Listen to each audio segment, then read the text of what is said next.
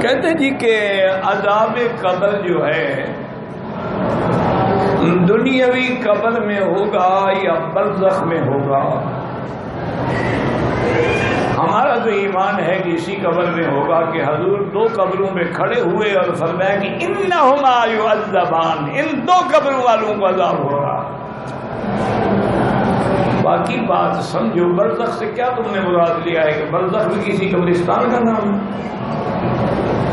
اللہ کے بندے، یہ عالم دنیا ہے، اس کے بعد جو دور آئے گا وہ عالم آخرت ہے۔ یہ جو درمیانی زمانہ ہے یہ برزخ کہلاتا ہے۔ اس لیے علماء کہہ دیتے ہیں کہ برزخی زندگی میں، کیونکہ عالم جو برزخ کا ہے، ورنہ نعیم ثواب عذاب سب ان قبروں میں ہوگا۔ اور انہی قبروں کے بارے میں حضور نے فرمایا الا فزوروها، ان قبروں پہ جا کے زیارت کیا کرو۔ انہی قبروں پہ جو زمین پر ہیں، برزخ میں نہیں ہے، حضور آگے جنت البقیع کے دروازے پہ کھڑے ہو کے لمبی لمبی دعائیں کرتے تھے۔ ہاں زمانہ برزخ کا ہے، عالم برزخ ہے۔